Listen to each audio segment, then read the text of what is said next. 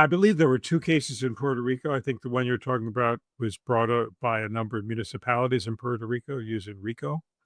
There was a separate lawsuit brought by the Commonwealth of Puerto Rico, but it was withdrawn after a Republican governor was elected in Puerto Rico, and she wanted to be on the same side as President Trump. So that case was withdrawn. But the RICO case, interestingly, survived a motion to dismiss very recently, and it's going to go forward. One thing that we have not had a trial on is what you mentioned is attribution. And there are several stages of attribution that have to be established. Were the plaintiffs injured? Were they injured by climate change? Was the climate change worsened by the defendants?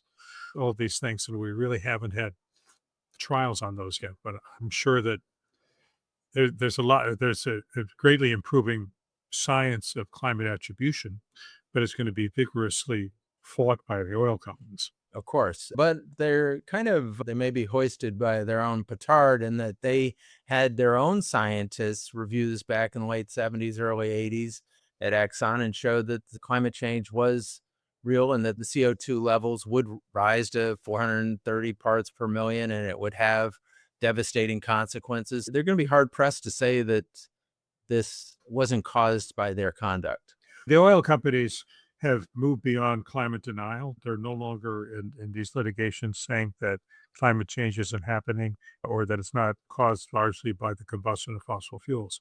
They make several arguments. They say, in the first place, the contribution of U.S. oil companies is pretty small to the overall problem globally.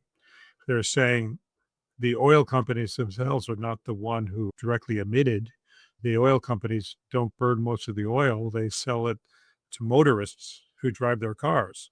And the coal companies don't burn their coal. They sell it to power companies that burn it to make electricity. So their argument is, why are you going after us? Why are we the point in the supply chain where you have liability?